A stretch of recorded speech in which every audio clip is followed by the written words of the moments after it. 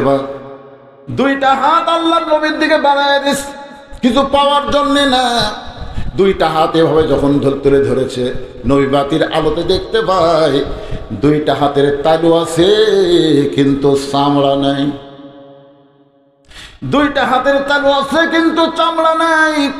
ওই জাঁতা ঘুরাইতে ঘুরাইতে, গম আর জবের আটা করতে করতে, জাঁতা ঘুরাইতে ঘুরাইতে, দুইটা হাত ধরে ঘুরাতে ঘুরাইতে হাতের ফসকা পড়ে গেছে। আবার যখন ফসকা অবস্থায় যখন জাঁতা ঘুরাই, ওইটা হাতের চামড়া উঠে গিয়ে দুইটা হাত গোস্তের মতন দেখা যায়।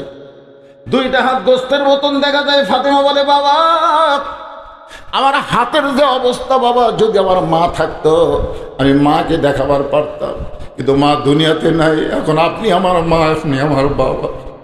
আমার স্বামী ঘুমায় আছে, আমার শয়তান সন্তান দুইটা ঘুমায় আছে।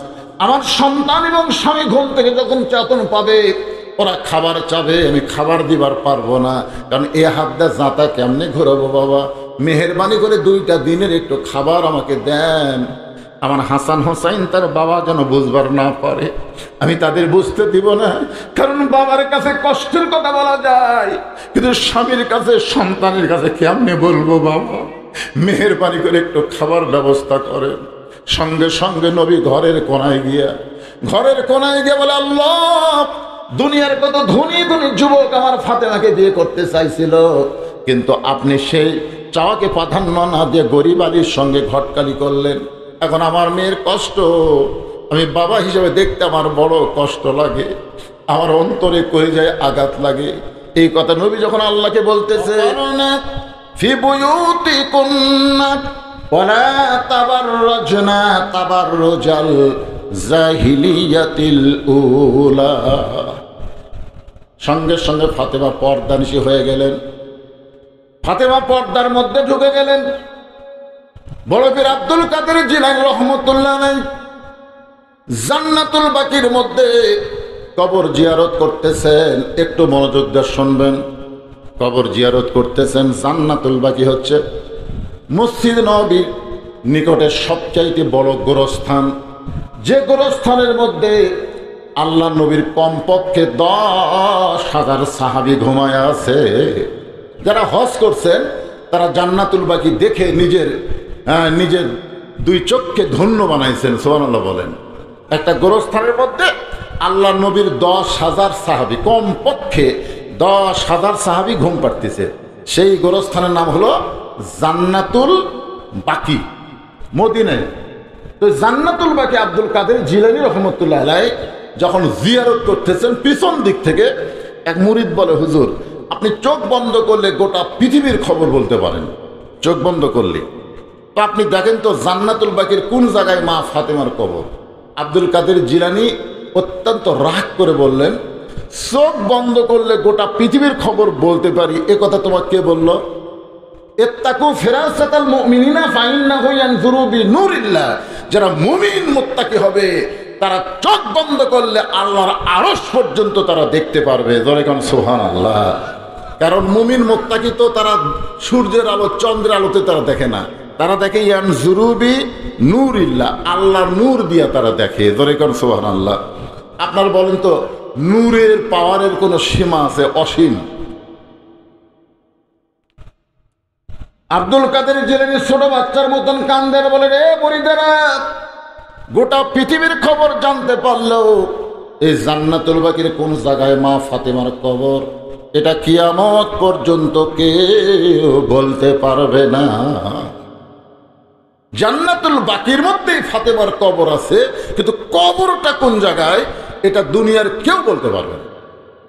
তো মুরিদরা বলে, হুজুর জান্নাতুল বাকির মধ্যেই ফাতেমার কবর, কিন্তু কবরটা কোন জায়গায় এটা কেন বলতে পারবে না? আব্দুল কাদের জিলানী বললেন, না বলার পিছনে কারণ হলো আমাদের মা ফাতেমা হলেন জহুরা। আমাদের মা ফাতেমা কি? জহুরা। জোরে বলেন কি? জহুরা। এই জহুরা হওয়ার কারণেই তার কবর জান্নাতুল বাকির মধ্যে আছে, কিন্তু কিয়ামত পর্যন্ত কেউ বলতে পারবে না। সমস্ত মুরিদ বলে, হুজুর এই জহুরা মানে কি? ফাতেমা যে ডিগ্রি পাইছে এই জহুরা মানে কি? আমার মায়েরা যারা বসে আছেন একটু মনোযোগ দিয়ে শোনেন। এটা কিন্তু মরদ মানুষের ওয়াজ না, ওয়াজটা হচ্ছে নারীদের জন্য। আর একটা নারী ভালো, নারীর পেট থেকে হাসান হোসেনের জন্ম হলো, সুবহানাল্লাহ কন্যা কেন। আর নারী খারাপ, নারীর পেট থেকে ইয়াজিদের জন্ম হলো।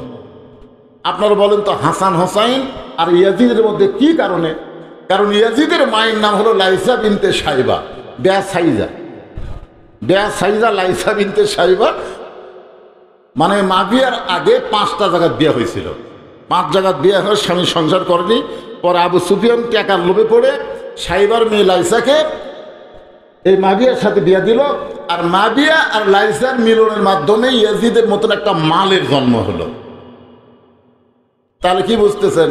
একটা নেপোলিয়নও বলেছে তোমরা যদি ভালো একটা সন্তান চাও তাহলে ভালো একটা মায়ের দরকার। ধরে কোন কথা ঠিক কিনা? ভালো একটা বাপের দরকার না মায়ের দরকার? বাবাই আনন্দে মাতিয়া সাগরে ভাসাইয়া সেই যে চইলা যায় খবর লয় না, মাজন ধরিয়া উদরে কতই কষ্ট করে, 10 মাস পরে পায় প্রসবের বেদনা, এমন দরদি ভাবে কেউ হবে না আমার মা গো।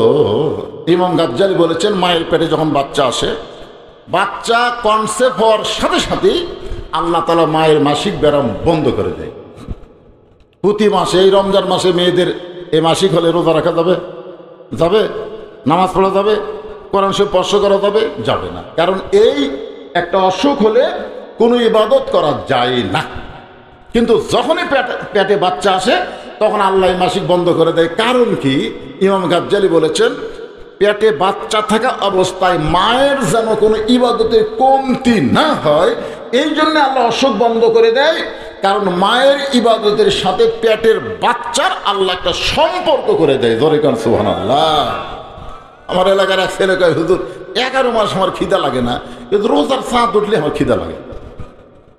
হুজুর 11 মাস আমার খিদাই নেই, কখনকার খাওয়া কখন খাই, কিন্তু এই রোজার চাঁদ উঠলে কুট থেকে যে এত খিদা শুরু হয় হুজুর, খালি খাবারই মন চায়। তা আমি কইলাম এই ব্যারাম হওয়ার পিছনে কারণ হলো তোর মা বাঁচা আছে যা জিজ্ঞেস কর। তা আমার কথা মতো যা জিজ্ঞেস করছে মা রমজান মাসে আমার খিদা বেশি কেন? তো মা বলতেছে এই সর্বনাশ করছে তোর দাদি। তুই যখন আমার পেটে ছিলি রমজান মাসে তোর দাদি আমার রোজা থাকতে দেই, আমি রোজা থাকলে আমাকে পেটের বাচ্চা শুরু যাবি, জোর করে আমার রোজা ভাঙতেছে। 1 মাস আমিও খেতে, রোজার মাসে তুইও খেতে, রমজান মাসে তোর পেটের মধ্যে খাওয়া শুরু হবে। এই জন্য দুনিয়াতে তুই রোজা থাকতে পারিস না, বুঝছেন? মা যখন পেটে বাচ্চা নিয়ে রুকুর থেকে সেজদা যায়, বাচ্চার বয়স 4 মাস 5 মাস এরকম হয় না, রুকুর থেকে সেজদা গেছে, পেটের মধ্যে বাচ্চা দমল খাচ্ছে। ফেরেশতাকে আল্লাহ দেখো তোমার বান্দি নামাজ পড়বার যে পেটের বাচ্চার কত কষ্ট হয়। আল্লাহ বলে সাক্ষী থাক, যেই মা পেটে বাচ্চা নিয়ে নামাজ পড়তেছে ও মা শুধু নিজে নামাজ পড়তেছে না, পেটের বাচ্চাকেও নামাজি বানিয়ে দিচ্ছে। জোরে কান সুবহানাল্লাহ। এই জন্য একটা মা যদি ভালো হয়, মায়ের পেটের বাচ্চাও ভালো হবে। আজকে যারা প্রকাশ্যে সিগারেট খাওয়ার মিছিল করতেছে রমজান মাসে, খুঁজলে দেখেন এরা সব বেজন্মা, এদের জন্মের ঠিক নাই, এরা চারো সন্তান। জোরে কোন কথা ঠিক কিনা? রমজান মাসে হোটেলের দরজা কালো পর্দা দিয়ে ভিতরে যারা খায়, খুঁজলে দেখেন এদের জন্মের ঠিক নেই, খুঁজলে দেখেন জন্মের ঠিক নেই। কি মনে করছেন? মনে করতেছে আমরা সেই মরদ, তোরা সেই মরদ, হিজড়ার জাত। কেরে মরদ মানুষের পর্দা করা লাগবে কে? হোটেল দরজা কালো পর্দা ভিতরে খাস, তোর কি মরদ? রমজান মাসে কালো পর্দার ভিতরে যারা খায় এরা মরদ না, হলে হিজড়ার জাত। জোরে কোন কথা ঠিক কিনা? আমার মা ফাতেমা এই জহুরা ডিগ্রি কেন? সমস্ত মুরিদ যখন বলে হুজুর এই জহুরা মানে কি, আব্দুল কাদের জিলানী বললেন তাহলে শোনো।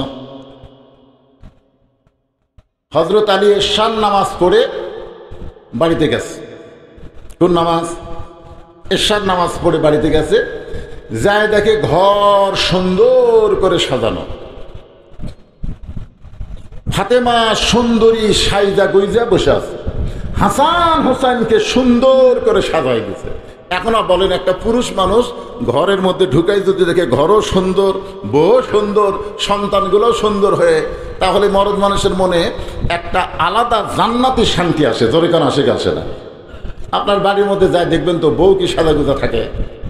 বউ যখন কোনো জায়গায় যায় তখন সাজে, একের ভালো কাপড় পরতেছে, ভালো মালা হাতত বালা এরকম কাপড় দান পরতেছে, স্বামী মন ভার করে বসে আছে। বউ বলে কে গো মন ভার কেন?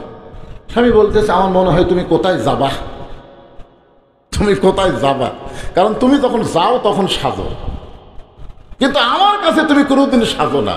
বউ বলতেছে তোমার কি ভীমরতি ধরছে, আমি অমুক জায়গায় যাবো এই জন্য তো সাজা গুজে যাচ্ছি।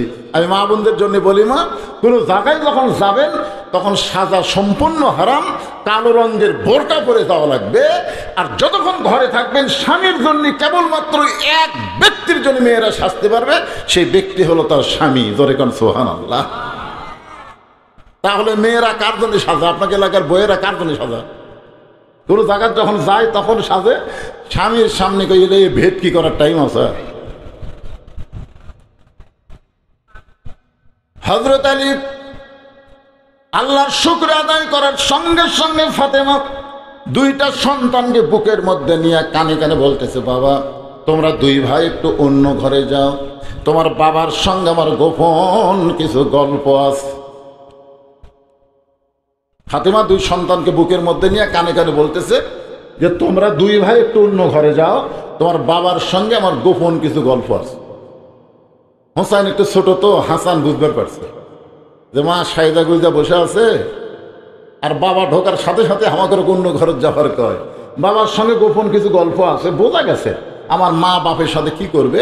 এটাকে ছোট বাচ্চা যখন বুঝবার শিখবে তখন তাদেরকে ঘরে রাখা জায়েজ। একজন দুইজন করলে সবাই বুঝতে পারতেছেন না।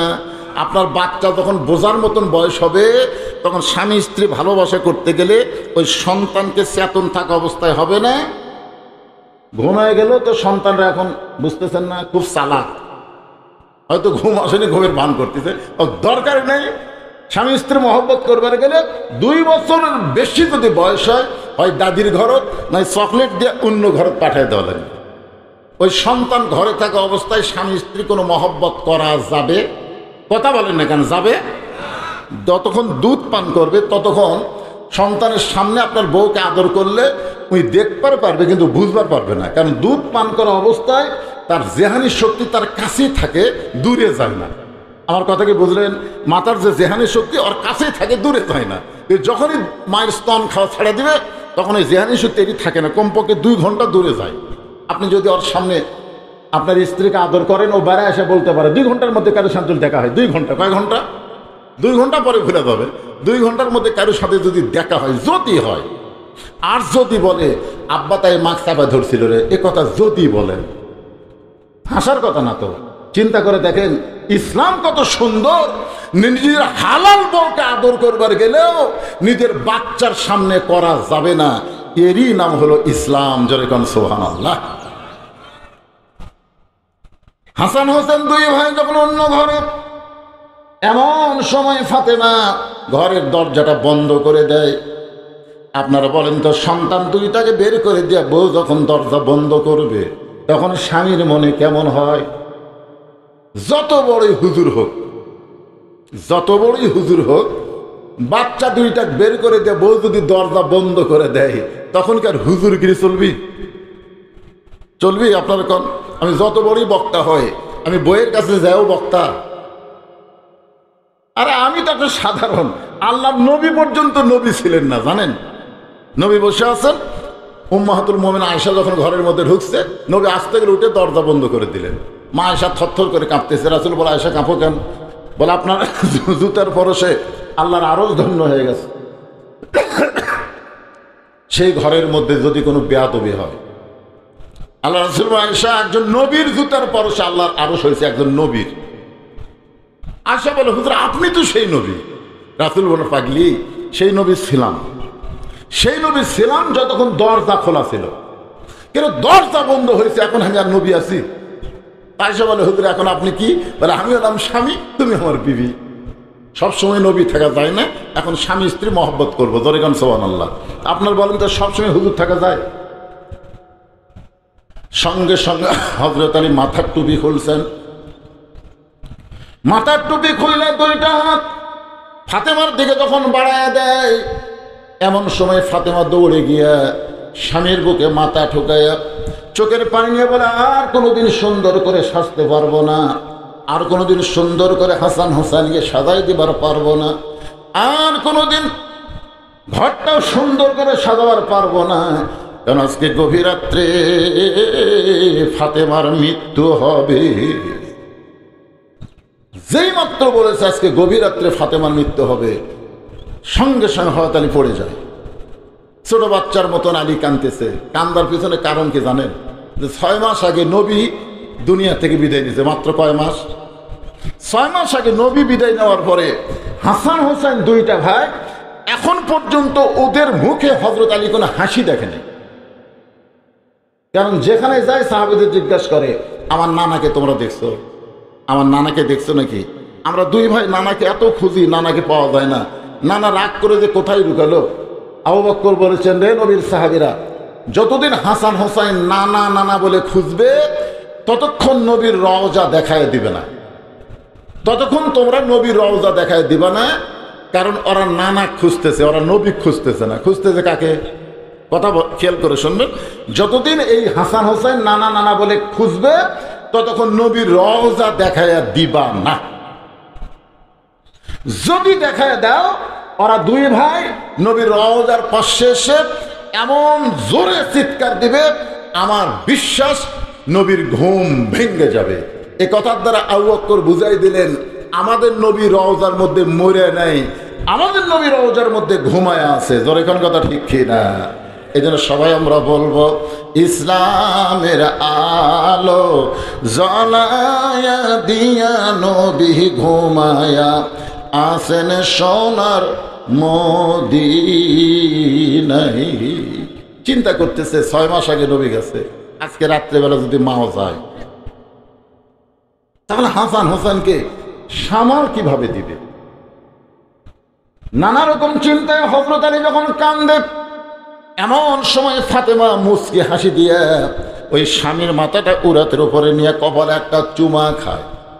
যিনি গভীর রাত্রে মৃত্যুবরণ করবেন তিনি হাসতেছেন, আর মৃত্যুর কথা শুনে স্বামী কাঁদতেছে।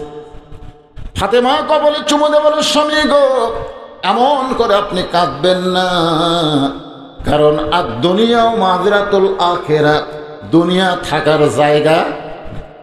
আপনারা বলেন তো, এই যে আমরা দুনিয়াতে এত সুন্দর বাড়ি ঘর সয় সম্পত্তি, আপনাকে এখানে আসতে দেখলাম, এটা শহরের মতন দেখা যায়। এই গ্রামে এত বিল্ডিং বাড়ি দেখলাম, আসার সময় দেখলাম। গ্রামগঞ্জে সাধারণত এত বিল্ডিং বাড়ি হয় না, তো আপনাকে এলাকার দেখলাম। এই যে সুন্দর সুন্দর বাড়ি যারা বানাইছেন, আপনাদের কি মনে হচ্ছে আপনারা কি এখানে থাকতে পারবেন? পারবেন তো? মশান তো ভালোই। কি দেখতেছেন ভাই? 3 তালা করছি হুজুর, আর 4 তালা রড বার করে থুছি, আর 1টা তালা করবার পারলে আমার আর কোনো টেনশন নেই। এই কয়েক দেখে তখন কান্দের ফেরেশতা কি কয়, শয়তান উপর দিকে তাকাস না, নিচ দিকে তাকা, নিচ দিকে তাকা। যত উপর দিকে বিল্ডিং কর, তোর 4 তালা না, তোর জন্য হলো নিচ তালা, 1 তালাও না, নিচ। কোন তালা? তাহলে এখন আপনারা বলেন যে আমরা এই দুনিয়া থেকে থাকার জন্য না যাওয়ার জন্য? ফাতেমা বললেন, স্বামী গো, এমন করে আপনি কাঁদবেন না, এই দুনিয়া থাকার জায়গা না, এই দুনিয়া থেকে আমাদেরকে যাইতে হবে। আমি দোয়া করার কারণে আল্লাহ তাআলা আজকে গভীর রাত্রে আমার মৃত্যু দেবে। আমি দুনিয়া থেকে বিদায় নেওয়ার পর আমার 3টা চাওয়া আপনাকে পুরা করা লাগবে।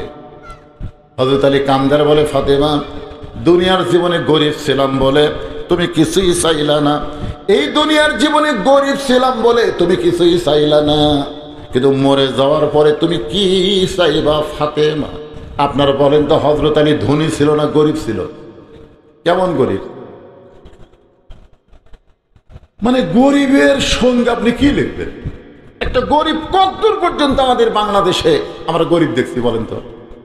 আমাদের বাংলাদেশে দরিদ্র গরিব আছে না নাই? আছে, কিন্তু আলীর মতন নেই। হযরত আলী একদিন ঘুম থেকে চেতন পায়ে দেখে ফাতেমা ঘরে নাই।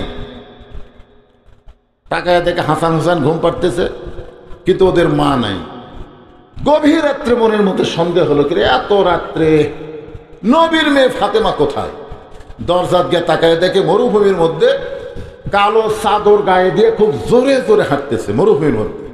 আলীর সন্দেহ হয়ে গেল যে হাসান হোসেন ঘুম পাড়তেছে, আমিও ঘুম পাড়তেছি, আমাদের ঘুমের মধ্যে রাইখা হাসান হোসেনের মা কোথায় যাবে? নিরাপদ দূরত্ব বজায় রেখে পিছনে পিছনে হাঁটতেছে। মনের মধ্যে নানা রকম সন্দেহ হয়। মরদ মানুষের মনে সন্দেহ আসে না নাই, যেরকম আসে না, নানা রকম সন্দেহ হয় যে ফাতেমা কোথায় যাচ্ছে। নিরাপদ দূরত্ব বজায় রেখে পিছনে পিছনে হাঁটতেছে।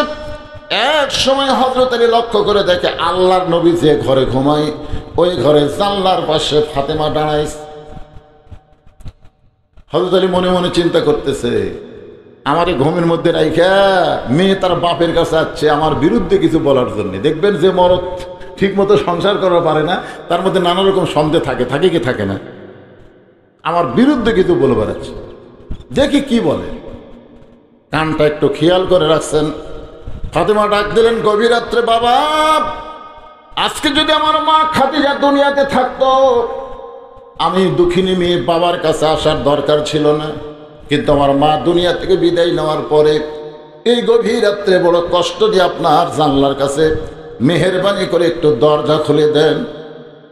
সঙ্গে সঙ্গে নবী যখন ঘরের দরজা খুলে দেয়, ফাতেমা ঘরের মধ্যে ঢোকার সঙ্গে সঙ্গে হযরত আলী দৌড়ে গিয়ে জানলার কাছে কান ফেলায় যে ঘরের মধ্যে যখন ঢুকছে, এখন বাপ মেয়ের মধ্যে কি গল্প হয় শোনার জন্যে জানলার কাছে যেই মাত্র কানটা সজাগ করে রাখে, এমন সময় আল্লাহ নবী বলেন, ফাতেমা, তুমি একা একা কেন ঘরে ঢুকছো? মা আলীকে ঘরের মধ্যে আসতে বলো। সুবহানাল্লাহ বলেন, তুমি একা একা কেন ঢুকছো? মা আলীকেও ঘরের মধ্যে নিয়ে আয়। তাহলে জানলার কাছে চুম করছি কেরি, আমি জানলার কাছে, এটা রাসূল কেমনে জানলো? আল্লাহ আমাদের নবীকে এমন কিছু পাওয়ার দিয়েছেন, নবীর সামনেও যেমন দেখেন পিছনেও তেমন দেখেন। জোরে খান সুবহানাল্লাহ। ফাতেমা বলতেছে, বাবা, আমি একা একা আপনার ঘরে আইছি বাবা। হাসান হোসেন তার বাবা গভীর ঘুমে অচেতন, এমন সময় আমি আপনার কাছে আইছি বাবা, মেহেরবানি করে একটু বাতি জ্বলান, মেহেরবানি করে একটু বাতি জ্বলান। রাসূল বলে, ফাতেমা কি বলবি বল, বাতি জ্বলান লাগবে না। ফাতেমা বলতেছেন, বাবা, এতদিন বলেছি কাম হয় নাই, আজকে গভীর রাত্রে আপনাকে একটু দেখাবার চাই, মেহেরবানি করে একটু বাতি জ্বলান। নবী যখন ঘরের মধ্যে বাতি জ্বলায়, ফাতেমা দুইটা হাত নবীর দিকে বাড়ায় দেয়, নেওয়ার জন্য না দেখানোর জন্য। নেওয়ার জন্য হল এইভাবে হাত বাড়ায়, এটা নেওয়ার জন্য। আমরা মোনাজাত করি কিভাবে? এইভাবে না এইভাবে, পাওয়ার জন্যে। দুইটা হাত বাড়ায় যদি কোনো মুসলমান মনে করে আমার মোনাজাত কবুল হয়নি, তাহলে মনে করাটাই হলো একটা গুনার কাজ। আপনি যেভাবে, আপনি যত বড়ই পাপী হন, আপনি যে আল্লাহর কাছে হাত তোলেন, আপনি মনে যদি করেন আমার দোয়া কবুল হয়নি, এই মনে করা একটা পাপ। তখন হয়তো আপনার বলবে, হুজুর আমাদের দোয়া কবুল হয়েছে তো, কিন্তু বুঝবার পারতেছ না তো। আরে পাগলা, বুঝবা কেমনে? তোমার দোয়া যে কবুল হয়েছে, তোমার দোয়ার দাম হলো 500 টাকা, আর তুমি চাচ্ছ 1 টাকা। তোমার দোয়ার দাম কত? ছোট একটা বাচ্চা মায়ের কাছে বায়না করছে আইসক্রিম খাবে, আইসক্রিম খাবে, 1 টাকার আইসক্রিম। এখন আইসক্রিম ওয়ালা আসছে, এখন দেখো তো মা চিন্তা করতেছে আইসক্রিম খাওয়ার যদি 1 টাকা দেই, তাহলে আইসক্রিম খাবে।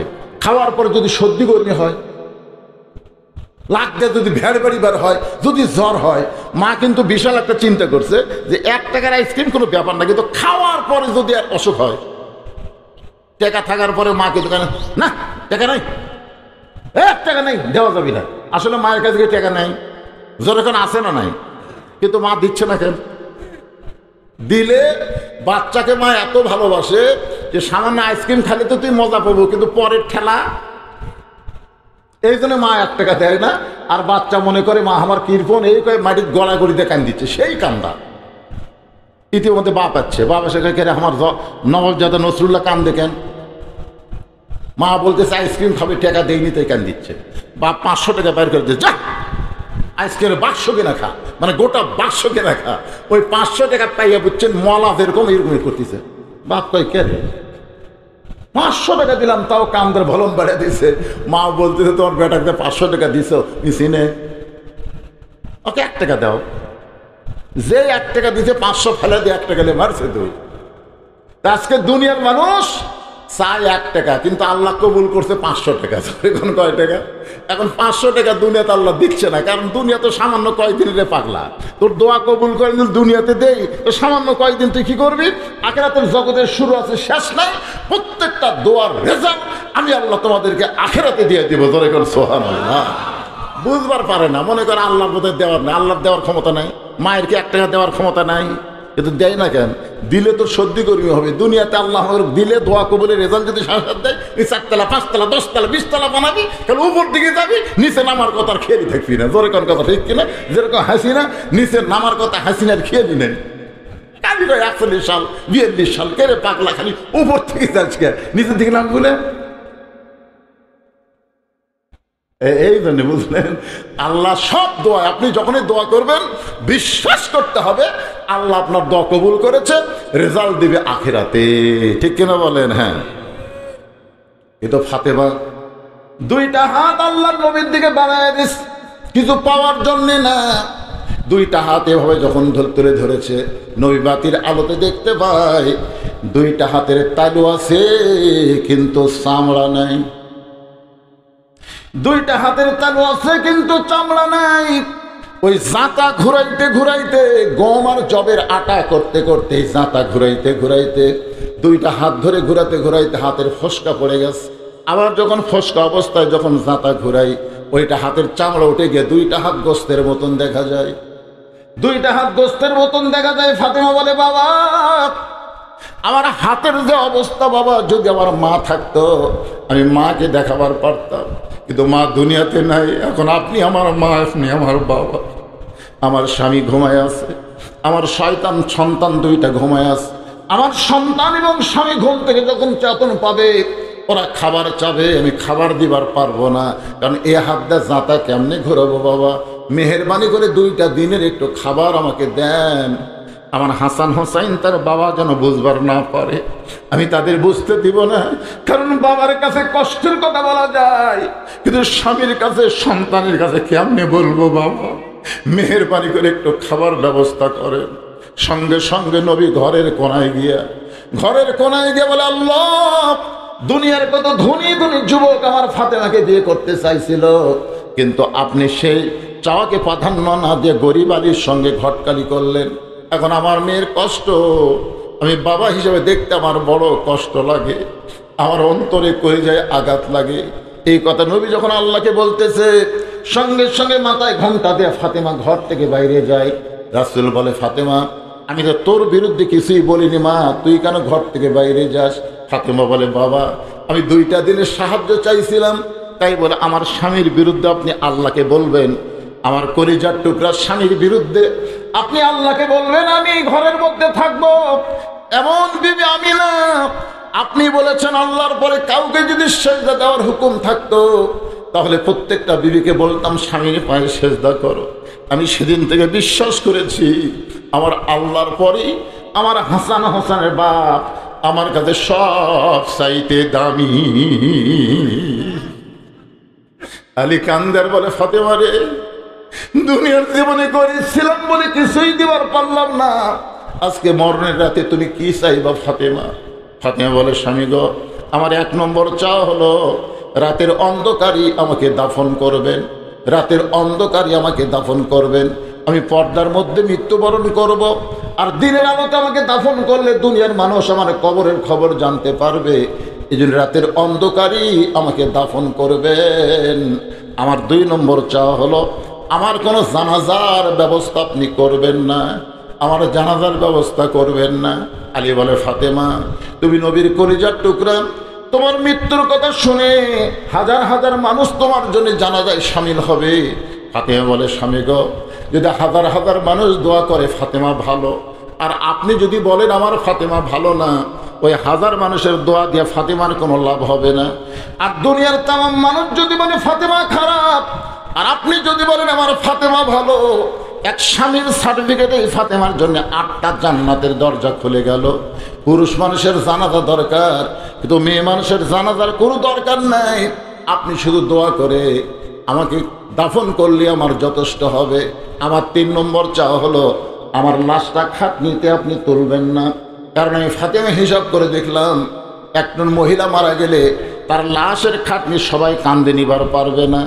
একটা মেয়ে মানুষ মারা গেলে কোনো পুরুষ মানুষ কান্দে নিবার আগে চিন্তা করা লাগবে সেই মেয়েটার লাশ কান্দে নেওয়ার যোগ্য কিনা। আমি ফাতেমা চিন্তা করে দেখলাম, আমার বাবা যদি দুনিয়াতে থাকতো, মরা মেয়ের লাশের খাটনি বাবা কান্দে নিবার পারতো। আমার হাসান হোসেন যদি বড় হইতো, মায়ের লাশের খাটনি কান্দে নিবার পারতো। কিন্তু আমার বাবা 6 মাস আগে দুনিয়া থেকে বিদায় হয়ে গেছে। আমার হাসান হোসেন এত ছোট, এর আগে মায়ের লাশের খাটনি কান্দে নিবার পারবে? আপনি শুধু আমার লাশটা কান্দে করে নিয়ে ওই জান্নাতুল বাকির পূর্ব কোণায় সবুজ রঙের একটা বাতি জ্বলবে, ওই বাতি বরাবর আমাকে দাফন করবে। আপনার কবর খুঁড়তে যদি কষ্ট হয়, আপনি একান্ত বন্ধুকে বলবেন সে যেন গোপনে কবর খনন করে দেয়, কবরের খবর যেন দুনিয়ার কোনো মানুষকে না বলে। হযরত আলী আবু যর গিফারির কাছে কবর খোঁড়ার কথা বললেন। আবু যর গিফারি গভীর রাত্রে কবর খুললেন। কবর খোঁড়ার সময় কি যেন কয়েকটা কথা বলার কারণে কবরের ভিতর থেকে আওয়াজ আসতেছে, আবু যর, কার মা কার মেয়ে কার বিবি এইটা কবর দেখবে না। আমল যদি ভালো হয় কবর জান্নাতের বাগান হবে, আমল যদি খারাপ হয় কবর জাহান্নামের গর্ত হবে। আর এই দুনিয়া থেকে কবরের পাথেও আমাদের জোগাড় করা লাগবে। ছোটবেলায় একটা গজল শুনেছিলাম, কিন্তু যেদিন ডাক পড়িবে কবর মাঝে যাইতে, জোগাড় কিছু করছো বন্ধু তার মাঝে বিছাইতে। ডানে কবর বামে কবর নিচে কবর আছে যে, ওপর দিকে চাইয়া দেখো বাঁশের ছাউনি দিছে কে। হযরত আলী গভীর রাত্রে ফাতেমাকে দাফন করে আল্লাহর কাছে বলতেছে, আল্লাহ তোমার পর্দানিশী ফাতেমা দুনিয়া থেকে বিদায় নেওয়ার পরে আমি গভীর রাত্রে তাকে দাফন করে তোমার কাছে বলি, আল্লাহ এই ফাতেমাকে তুমি কবুল করে নাও, ফাতেমাকে কবুল করে নাও, কবুল করে নাও। 3 বার বলার পর হযরত আলী তাকায় দেখে সামনে কয়েকটা পুরাতন কবর দেখা যায়। এই মাত্র ফাতেমাকে কবর দিয়েছে, সেই নতুন কবর আর নাই। আলী খানদের বলে, এখনই নিজের হাতে কবর দিলাম, সেই নতুন কবর কোন জায়গায়? পুরাতন কবরের ভিতরে নতুন কবর নাই। গোটা জান্নাতুল বাকি দৌড়ায় বলে ফাতেমার কবর।